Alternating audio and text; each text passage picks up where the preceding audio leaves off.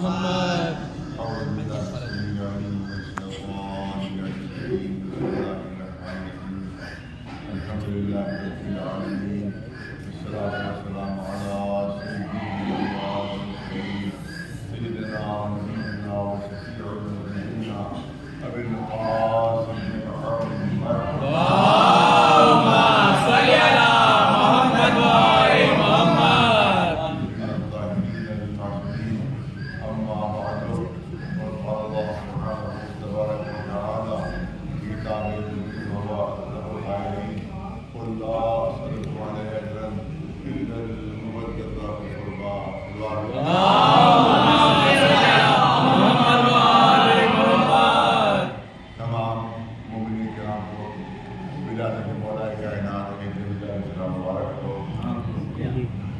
آئے کریمہ اس کے منور نے بیان کرا دیا ہے. اس آئے کریمہ کو آئے موجود کہتے ہیں اور جس میں یہ اعلان ہو رہا ہے کہ رسول کہہ دیجیے کہ میری رسالت کا اجر صرف محمد ہے. اب ظاہر کی تفصیل بیان کا موقع تو ہے نہیں، 15 منٹ آپ لینا ہے. یہاں پر ایک نفسیاتی سوال ہے اور وہ نفسیاتی سوال یہ ہے کہ محبت جو ہے وہ ایسا جذبہ ہے، ایسی فیلنگ ہے جو کسی کے حکم کو دینے سے پیدا ہوئی اور کسی کی فرمائش کرنے سے محبت نہیں ہو جاتی. اگر کوئی صاحب حکم دے دے کہ فلاں صاحب کو کہ آپ فلاں صاحب سے محبت کرنے لگیے، جو حکم دینے سے محبت کرنے لگے، یا فرمائش کرنے لگے فلاں صاحب سے محبت کرنے لگے تو کیا وہ محبت ہو جائے گی؟ یہ وہ جذبہ ہے جو خود بخود پیدا ہوتا ہے اور اس کی ایک بنیاد ہے، محبت کی ایک بنیاد ہے. محبت جو ہوتی ہے انسان کو کسی نہ کسی کمال سے محبت ہوتی ہے. آپ دیکھیں کہ کسی کو اور کمال بھی یہ یاد رکھے کہ ضروری نہیں کہ ہر ایک کو سب کمال پسند ہو، بلکہ کسی کو کوئی کمال پسند ہوتا ہے، کسی کو کوئی صفت پسند ہوتی ہے، کسی کو کوئی کوالٹی پسند ہوتی ہے، کسی کو کوئی کوالٹی پسند ہوتی ہے. اور جو کوالٹی اس کو پسند ہوتی ہے اسی کوالٹی میں جو اس کو بہت بڑھاوا ملتا ہے اسی سے وہ محبت کرنے لگتا ہے. آپ دیکھیں جیسے آج کل کے بچے اگر کسی کو کرکٹ پسند ہے تو بہت بڑا کرکٹر ہے اس سے محبت کرنے لگتا ہے. کسی کو فٹ بال پسند ہے تو بہت بڑا فٹ بالر ہے اس کو پسند کرتا ہے. ابھی کچھ دن پہلے کی بات ہے کہ وہ بہت بڑا ورلڈ کا فٹ بالر رونالڈو کوئی انٹرویو دے رہا تھا تو وہاں پر اس کے بعد کوکا کولا اور پیپسی والی بوتلیں رکھی ہوئی تھی اور پانی میں رکھا ہوا جن کو ٹی وی پہ لائیو دکھائی دے رہا تھا. ٹی وی پہ لائیو دکھائی دے رہا تھا، سب پوری دنیا دیکھ رہی تھی. اس کے ساتھ کوکا کولا جو رکھی تھی، پیپسی کی بوتل رکھی تھی اور تمام طرح کی سافٹ ڈرنک جو رکھی تھی پانی میں رکھا تھا. اس کے ہاتھ تمام ڈرنک سے ہٹا کے ساری پانی پیا. یہ سب نقصان ہیں، یہ پوری دنیا میں کروڑوں لوگوں نے پیپسی اور کوکا پینا چھوڑ دی. اس کا مطلب یہ ہے کہ جس سے محبت ہوتی ہے انسان اس کی تقلید بھی کرتا ہے، تعریف بھی کرتا ہے اور اس کے عمل کی اطاعت بھی کرتا ہے.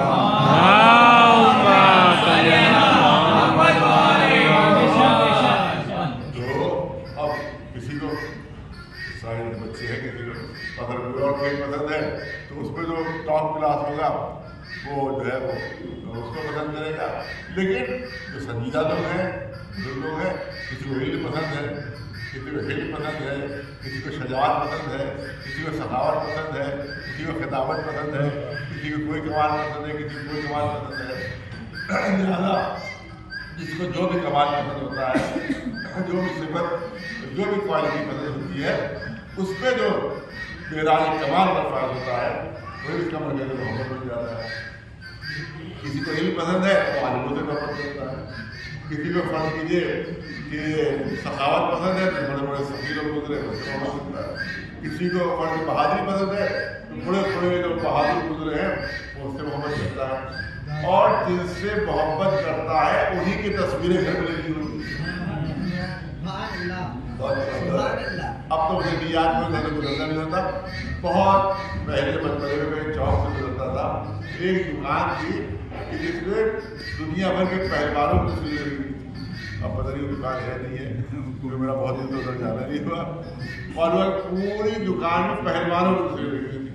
تو اس کا مطلب ہے کہ جو وہاں پہلے والا تھا اس کو پہلوانی کا کمال پسند تھا. اسی لیے انگریزی کی مسئلہ ہے, بہت توجہ رکھنا, انگریزی مسئلہ ہے کہ کسی کے ڈرائنگ روم میں لگی ہوئی تصویریں وہ دیوار پر تصویر نہیں ہوتی ہے, بلکہ رہنے والے کی ذہنیت کا عکس ہے جو دیوار پر ہوتا ہے. اگر بڑے بڑے عالموں کی تصویریں لگی ہوئی ہیں تو اس کا مطلب ہے کہ وہ جو دوست ہے اور علم پسند کرتا ہے. بڑے بڑے بہادروں کی تصویریں لگی ہوئی ہیں تو اس کا مطلب کمال بہادری پسند کرتا ہے. شاعروں کی تصویریں لگی ہوئی ہیں تو اس کا مطلب کمال شاعری پسند کرتا ہے. فرض کیجیے اور دوسرے لوگوں کی تصویریں لگی ہوئی ہیں, مطلب جو بڑے بڑے مقرر گزرے ہیں ان کی تصویریں لگی ہوئی ہیں تو اس کا مطلب ہے کہ کمال تقریر کو پسند کرتا ہے. اور اگر کہیں اور کچھ اور تصویریں لگی ہوئی ہیں اور تصویریں لگی ہوئی ہیں تو دیوار پر تصویر نہیں ہے بلکہ رہنے والے کی مینٹلٹی اور ذہنیت کیا ہے جو دیوار پر ہو رہا ہے. ایک سلوات میں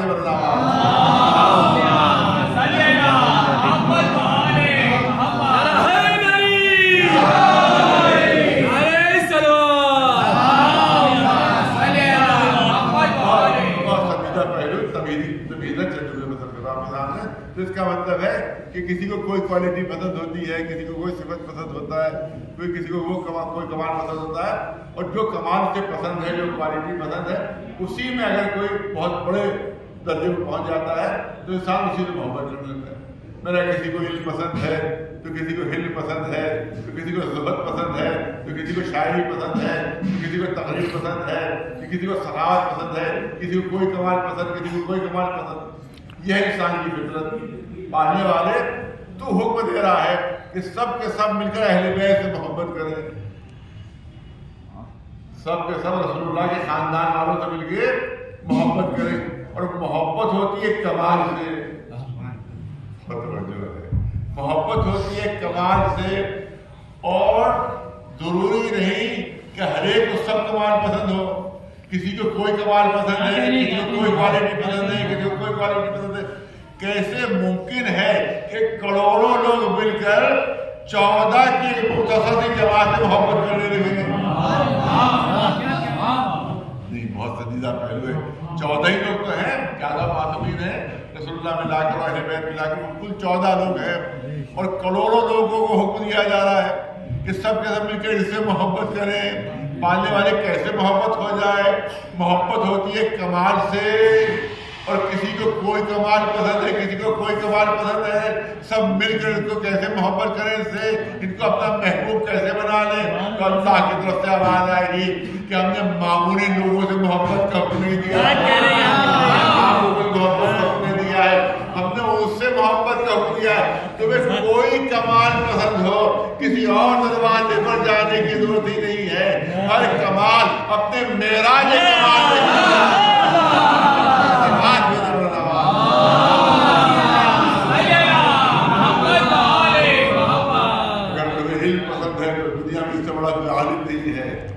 اگر تمہیں بہادری پسند ہے تو اس سے بڑا کوئی بہادر نہیں ہے. اگر سخاوت پسند ہے تو اس سے بڑا کوئی سخی نہیں ہے. اگر علم پسند ہے تو اس سے بڑا کائنات کوئی عالم نہیں ملے گا. سلوات میں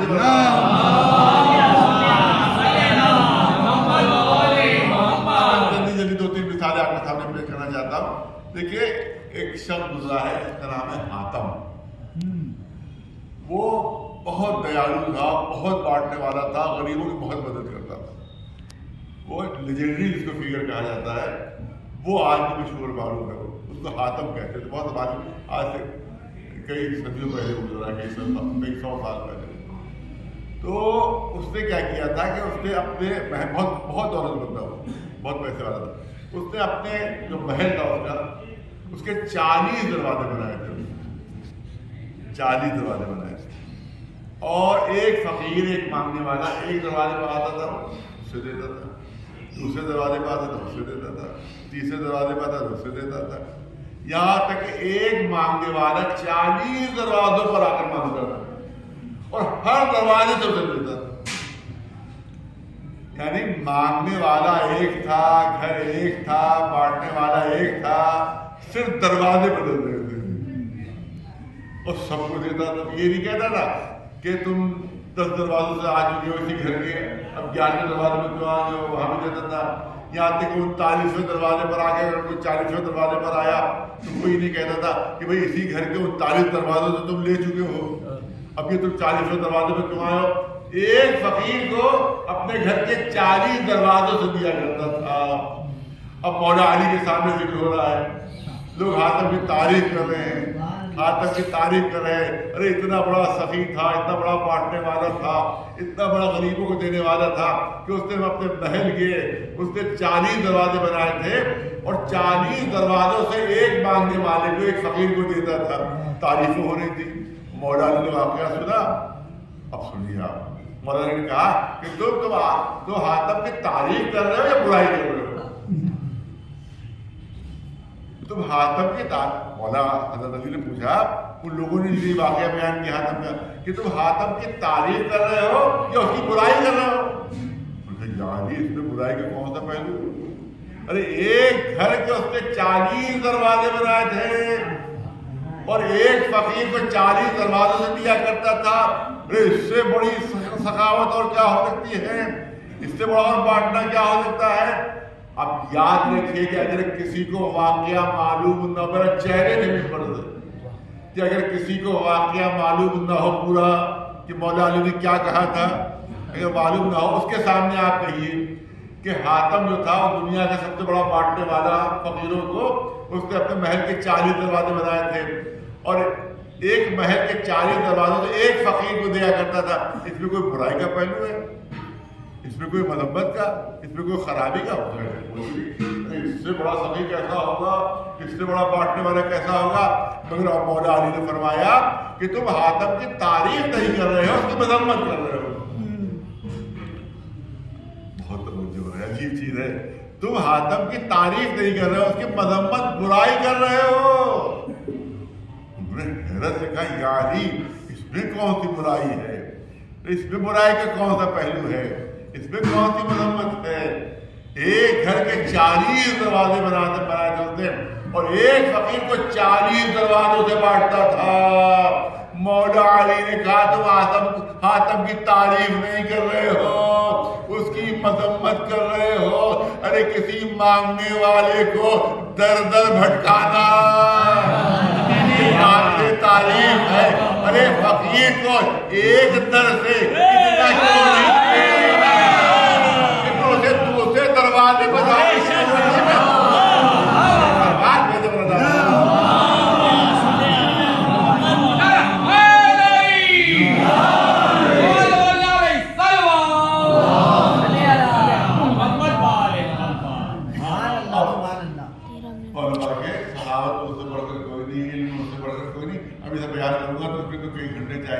ایک پہلو آپ کے سامنے کرنا چاہو کہ بہادری بہت بڑی اچھی صفت ہے. بہادر بزدل ہوتا ہے, ڈرپوک ہوتا ہے, تو ہر ایک کی برائی کرتے ہیں. لیکن مولا علی نے اپنی بہادری بچپنے میں ہی دنیا پر واضح کر دی تھی. جس وقت رسول اللہ اس وقت صرف مولا علی کا 10 برس کا تھا. 10 برس کا ایک بچہ دیکھیں دادا کہتے ہیں کتنا بڑا ہوتا تھا. رسول اللہ اسلام کی تبلیغ کے لیے باہر نکلے تو جو عرب کے سردار تھے وہ خود سامنے نہیں آیا بلکہ اپنے بچوں کو لگا دیا. تو مطلب 100-150 بچے ان کو لگا دیا. جب یہ محمد باہر نکلے, جب رسول اللہ باہر نکلے تو ان کے ڈھیلے مارنا تھا, پھر لوگ ان کو پتھر مارنا. اب جا کے بچے ماریں گے تو ہماری پر کو قصور نہیں آئے گا, ہم کہیں بچے ہیں ہم کیا کریں گے. تو رسول اللہ جب باہر نکلے اسلام کی تبلیغ کے لیے تو 150-200 بچوں نے گھیر دیا. کوئی پتھر مار رہا ہے اور کوئی اینٹا مار رہا ہے اور کوئی کچھ مار رہا ہے. یہاں تک کہ رسول جب واپس آئے تو رسول اللہ کے جو مولا علی کے جو رسول اللہ کے چچا ہے مولا علی کے والد ہے, آج تو دیکھا رسول اللہ بالکل زخمی ہے, پورا جسم زخمی ہے, یہاں تک کہ خود بہ کر پیروں تک آئی ہے. جی کیا چچا احمد ظالم نے پوچھا میرے بھتیجے محمد یہ کیا اتنے زخمی کیسے ہو گئے؟ کہا دیکھیے عرب کے جو لوگ تھے وہ خود سامنے نہیں آئے، اپنے بچوں کو آگے کر دیا انہوں نے، اور بچوں نے مجھے یہ سب بھیجنے والے. اب میں بچوں سے کیا لڑتا، اب میں بچوں سے کیا لڑتا. تو اب جناب ابو طالب نے رسول اللہ کا ہاتھ پکڑا اور لے جا کر اپنے سرداروں کے پاس پہنچے کہ دیکھو یہ میرے بھتیجے کا کیا حال کر دیا تمہارے بچوں نے. تو سرداروں نے کہا کہ ابو طالب بچوں کی بات ہے، بچوں میں رہتے تھے، بچوں کی بات ہے، بچوں میں رہنے دیے. جناب ابو طالب خاموشی سے واپس آئے. اب دوسرے دن کہا کہ رسول میرے بھتیجے محمد آپ اکیلے نہیں جائیں گے، میرا بیٹا علی آپ کے ساتھ آئے گا، میرا بیٹا علی آپ کے ساتھ آئے گا. اور بغیر یہ سب کیا تھا 10 برس کا تھا، کل ٹوٹل 10 برس کا سب تھا. اب کہا کہ آپ اکیلے نہیں جائیے گا، رسول اللہ نے کہا آپ اکیلے جائیے، میرا بیٹا جائے گا. اب حضرت علی ساتھ ساتھ چلے. بہت پہلے پلانی تھی، 150 بچے ایک جگہ جمع تھے کہ جیسے رسول اللہ جیسے گزریں گے ویسے ان کے پتھر مارے جائیں گے، پھر اس کے ساتھ زخمی ہو جائیں گے. جیسے وہ جگہ پہنچے جہاں بچے جمع تھے، اس میں کہ 10 برس کا تھا، کوئی 12 برس کا تھا، کوئی 14 برس کا تھا. جیسے انہیں ڈھیلے مارنے کے لیے ہاتھ بڑھائے ویسے علی جھپٹ کر آگے بڑھے، جھپٹ کر آگے بڑھے. کسی کو اٹھا کر پڑھا، کسی کو دیوار پر مارا، کسی کی ناک ٹوٹ گئی، کسی کا ہاتھ ٹوٹ گیا، کسی کا منہ ٹوٹ گیا. یہ سارے جب ٹوٹے پھوٹے کھلونے اپنے اما ابا پاس پہنچے،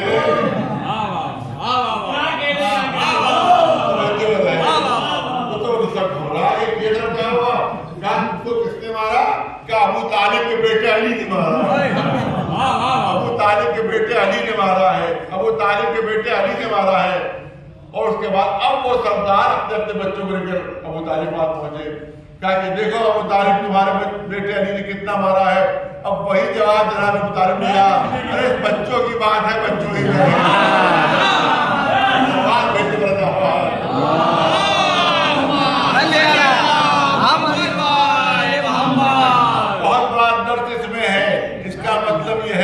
کہ جب تک رسالت اکیلی رہتی ہے زخمی رہ جاتی ہے. اگر رسالت کو بچانا ہے تو امامت کو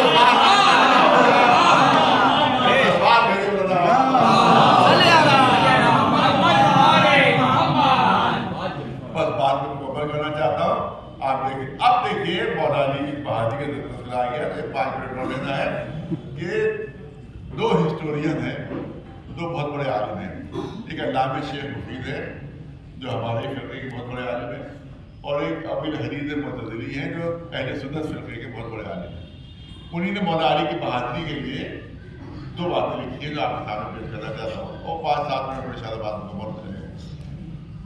علامہ شیخ مفید لکھتے ہیں کہ آپ دیکھیں کہ جب بھی کوئی میدان جنگ میں جاتا ہے، کوئی بڑا سے بڑا پہلوان ہوتا ہے، تو وہ جب بھی اس کے سامنے مقابلے میں کوئی آتا ہے تو یہ ہوتا ہے کہ کچھ ان کے ہاتھ میں زخمی ہوتے ہیں اور کچھ بڑھ جاتے ہیں اس کے ہاتھ.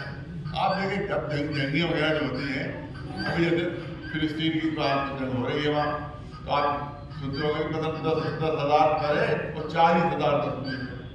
تو ہمیشہ مرنے والوں کی تعداد کم ہوتی ہے. کوئی بھی جنگ ہو مرنے والوں کی تعداد کم ہوتی ہے اور زخمی ہونے والوں کی تعداد زیادہ ہوتی ہے. کوئی خدا خاصا کہ دنگا ہو جائے، فساد ہو جائے، تو آپ کہہ سکتے ہیں کہ 10 مارے گئے 500 زخمی ہوئے. یہ آپ تو صحیح ہوتا ہے. تو زخمی کم ہوتے ہیں، زخمی زیادہ ہوتے ہیں اور مرنے والے کم ہوتے ہیں. لیکن مولا کی عجیب و غریب خصوصیت ہے، کوئی بھی دنیا کے پہلوان میدان جنگ میں جائے گا اور کیے کہ 100 بار اسے کیے تو 80 مر گئے، 20 زخمی ہو کر بچ گئے. 100 بار کیے اس نے 90 مر گئے، 10 زخمی ہو کر بچ گئے. 100 بار کی 99 مر گئے، 1 زخمی ہو کر بچ گیا. تو کوئی نہ کوئی اس کے ہاتھ سے مرتے ہیں تو زخمی ہو جاتے ہیں. لیکن تاریخ داں لکھتے ہیں، ہسٹوری لکھتے ہیں کہ کیا کہنا علی کے وار کا کہ کبھی ایسا ہوا ہی نہیں کہ علی نے تلوار چلا دی ہو اور کوئی زخمی ہو کر بچ گیا. یہ ہوا ہی نہیں کبھی کہ علی نے تلوار چلائی ہو اور کوئی زخمی ہو کر بچ گیا ہو. ادھر وار ہوا، ادھر 2 ٹکڑے، ادھر تلوار چلی، ادھر 2 ٹکڑے. اب دیکھیں سمجھنا آپ کا کام، میں صرف اشارہ کروں گا کہ شرط یہ تھی کہ وار ہو جائے، تلوار چل جائے، لیکن اگر کسی نے ایسا طریقہ اختیار کر لیا کہ علی نے منہ پھیر لیا تب تو بچ جائے گا، لیکن اگر تلوار چل گئی تو سوائے دو ٹکڑے ہونے کے اور کوئی نہیں جا رہی۔ تلوار بھیجنے والا اللہ میں صرف پھر دل کا تو اسی بات اہل سنت علی بہت زبردست بات آپ کے سامنے پیش کرتا ہوں۔ انہوں نے لکھا کہ کوئی بھی پہلوان میدان میں جاتا ہے تو اس کے سامنے جو دشمن آتا ہے، مزید کے ہاتھ میں زبان بڑا تلوار ہوتی تھی تو اس نے تلوار ماری، اس کے سر پر لگ گئی، گردن پر لگ گئی، ہاتھ پر لگ گئی، سینے پر لگ گئی، کمر پر لگ گئی، کہیں بھی لگ گئی۔ اس طرح سے تلوار چلتی ہے۔ لیکن کیا کہنا کہ علی نے 80 سے زیادہ جنگیں لڑی اور 10,000 سے زیادہ دشمنوں کو قتل کیا۔ یہ کون لکھ رہا ہے؟ اہل سنت عالم لکھ رہے ہیں، ابی الحدیث لکھ رہے ہیں کہ علی نے 80 سے زیادہ جنگیں لڑی، 10,000 سے زیادہ دشمنوں کو قتل کیا، مگر 2 رخوں کے علاوہ کبھی تیسرے رخ پر تلوار نہیں چلی۔ یا سر پر مارتے تھے اور برابر کے 2 ٹکڑے، یا کمر پر مارتے تھے برابر کے 2 ٹکڑے، یا سر پر مارتے تھے برابر کے 2 ٹکڑے، یا کمر پر برابر کے 2 ٹکڑے۔ اب یہ علامہ عبدالحدیث لکھ رہے ہیں یہ کیا کہنا علی کے وار کا، کیا کہنا علی کے وار کا۔ میں کیا تعریف کروں علی کی کہ جس نے میدان جنگ میں بھی عدالت کا دامن ہاتھ سے دشمن بھی بانٹا تو بالکل برابر سے بانٹ دیا۔ تلوار بھیجے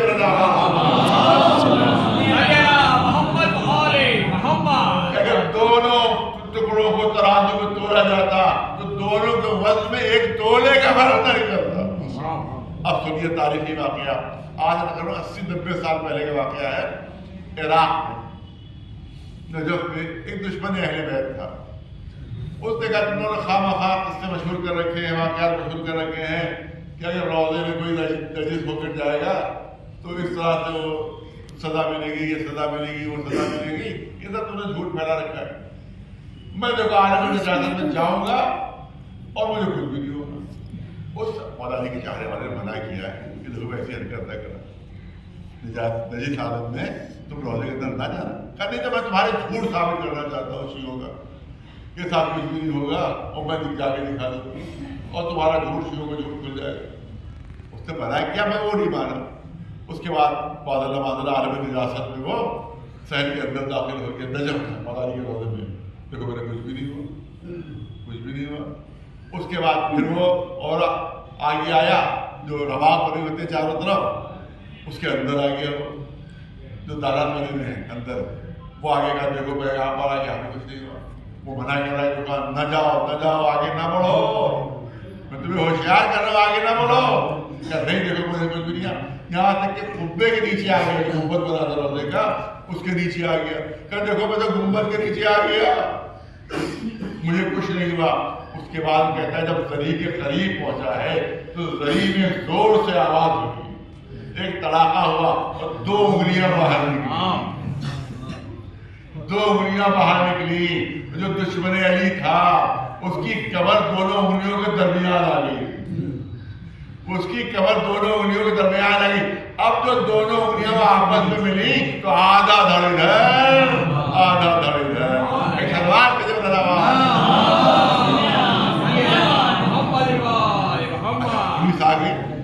پولیس آ گئی اور اس نے جو وہاں پر خادم موجود تھا، جو وہاں کے اوپر نوکر تھا، اس کو انہوں نے جو تھا پکڑ لیا، گرفتار کر لیا کہ تم نے قتل کیا ہے، تم نے مارا ہے اس کو، جھوٹ موٹ کہہ رہے ہو، اس تلوار سے دری سے 2 انگلیاں نکلی تھی، انہوں نے تو قتل کیا، 2 ٹکڑے کیا، تم نے مارا اور اس طرح سے جھوٹا تم نے واقعہ بیان کر دیا، گرفتار ہو گیا۔ وہ بیچارہ وہاں خادم خدمت کرنے والا تھا، نوکر تھا، گرفتار ہو گیا۔ اب اسی وقت اس وقت مرجع وقت علامہ اصفہانی، آیت اللہ اصفہانی، جب ان کو خبر ہوئی تو جو جج وہاں تو ڈکٹیٹرشپ تھی، وہاں تو لمبا مقدمہ چلتا ہی نہیں تھا، 2-3 دن میں فیصلہ ہو جاتا تھا کہ 2-3 دن میں اس کو پھانسی ہونا تھی۔ تو علامہ اصفہانی نے کہلوایا جج کو کہ اگر میری بات اگر آپ مان لیجئے اور میری بات اگر غلط ثابت ہو، اگر میری بات غلط ثابت ہو تو یہ خادم خود سے پھانسی پہ چڑھے گا، آپ کو پھانسی دینے کی ضرورت نہیں پڑے گی۔ اگر میری بات غلط ثابت ہو جائے ارے دونوں لاش کے دونوں ٹکڑوں کو توڑ لیجیے،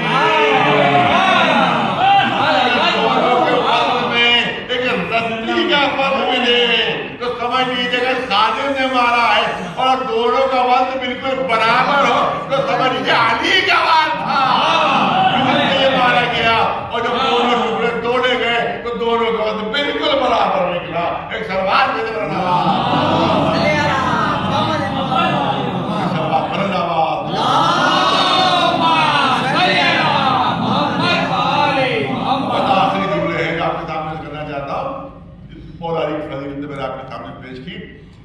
ہر ایک چاہتا، میں بھی چاہتا ہوں مجھے کوئی فضیلت مل جائے، آپ بھی چاہتے ہیں آپ کو کوئی فضیلت مل جائے، آپ چاہتے ہیں آپ کو کوئی فضیلت مل جائے، لیکن علی اس شخصیت کا نام ہے جس نے کبھی کسی فضیلت کو ڈھونڈا نہیں، کسی فضیلت کو تلاش نہیں کیا، بلکہ فضیلتوں نے علی کو ڈھونڈا ہے۔ ارے علی نے کسی فضیلت کی خواہش نہیں کی بلکہ فضیلتوں نے علی کی تمنا کی ہے۔ علی کسی فضیلت کے لیے کسی دروازے پر نہیں پہنچے بلکہ فضیلت خود علی کے دروازے پر پہنچی ہے۔ میں جلدی سے دو تین مثالیں دے کر بات کو مکمل کر دوں کہ بستر رسول پر سونا کتنی بڑی فضیلت ہے، لیکن تاریخ اٹھا کر دیکھ ڈالیے کہ علی نے تمنا نہیں کی تھی مجھے بستر پر لٹا دیجیے، رسول نے فرمایا تھا یہ علی میرے بستر پر لیٹ جاؤ، اس کا مطلب ہے علی کی تمنا نہیں تھی کہ بستر رسول پر لیٹے، بستر رسول کی تمنا تھی کہ علی بستر پر لیٹ جائے۔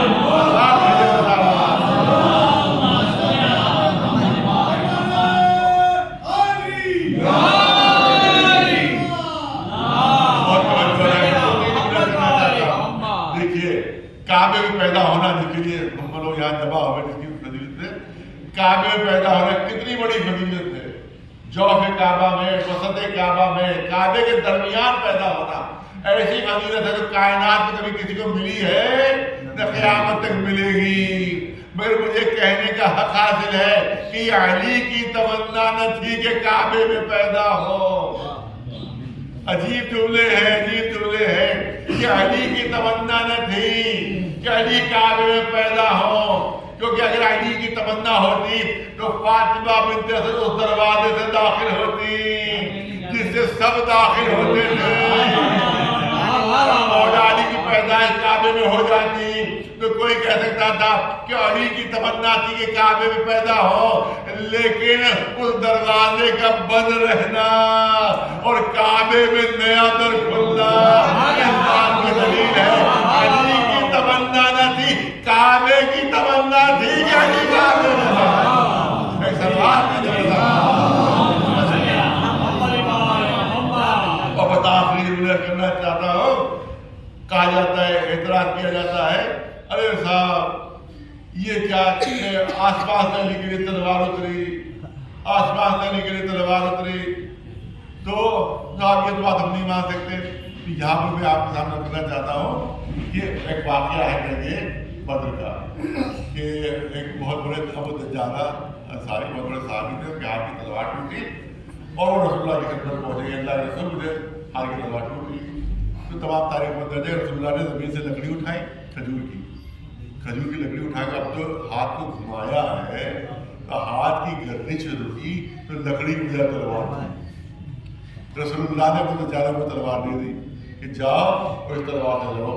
یہ جنگ بدر کا واقعہ۔ اب جنگ احد میں علی کے ہاتھ کی تلوار ٹوٹی، بس توجہ تھا آخری جملے ہیں میری تقریر کے کہ علی کے ہاتھ کی تلوار ٹوٹی تو علی کو بھی رسول کے پاس جانا چاہیے تھا کہ جس طرح وہ دجالہ کو تلوار دے دی مجھے بھی تلوار دے دیجیے، لیکن کہیں تاریخ میں بھی نہیں ملتا کہ علی رسول کے پاس گئے ہوں، بلکہ ادھر ہاتھ کی تلوار ٹوٹی ادھر ذوالفقار بے چین ہو کر اتری، ادھر ہاتھ کی تلوار ٹوٹی ادھر ذوالفقار بے چین ہو کر اتری۔ اس کا مطلب یہ ہے کہ علی کے ہاتھوں کو ذوالفقار کی تلاش نہیں تھی، ذوالفقار علی کے ہاتھوں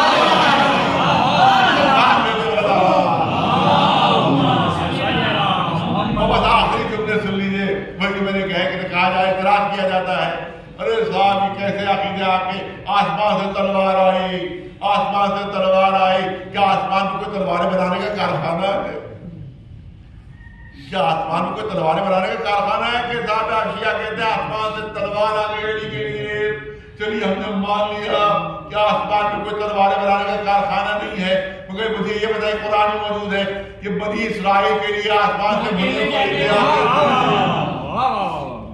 قرآن مجید میں ہے کہ بنی اسرائیل کے آسمان سے بھنے پرندے آتے تھے، کیونکہ آسمان میں کوئی ہوٹل کھلا ہوا ہے۔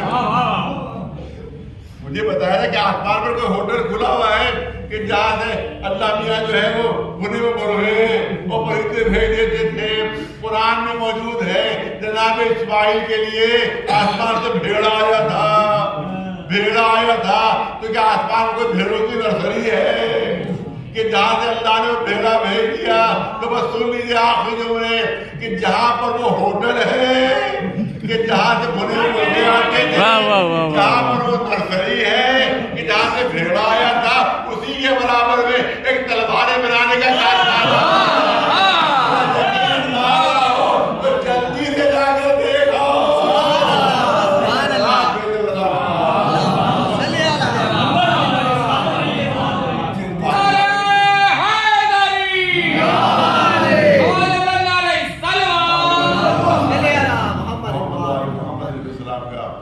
پانے والے ہمارے گناہوں کو معاف کر دیں۔ مولا علی کے طفیل میں آج کے دن کے مبارکباد و مبارک دن کے طفیل میں جو ہم نے گناہ کیے ان سب کو معاف فرمائے، نیک اعمال کی توفیقات عنایت فرمائے۔ پانے والے جتنے لوگ مریض ہیں ان سب کی بیماری کو دور کر دیں۔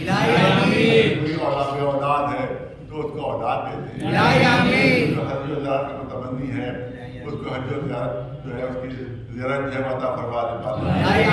آنے والے جہاں جہاں بھی لوگ دار محمد و آل محمد علیہ السلام ہیں ان کی جان و مال و دنیا میں ہر طرف میں قائم رہے، جنگیں ختم ہو جائیں، بے گناہ مارے جا رہے ہیں، مظلوم مارے جا رہے ہیں، پانے والے مظلوموں کی مدد کر تو ظالموں کو اسی دنیا میں سزا دے۔ ہمارے ملک میں بھی امن و امان قائم رہے، محبت اور قائم رہے، مسلمانوں میں بھی آپس میں محبت رہے اور تمام جتنے بھی دھرم والے ان میں بھی آپس میں محبت رہے اور ہندوستان امن کا گہوارہ بن جائے، امام رہے۔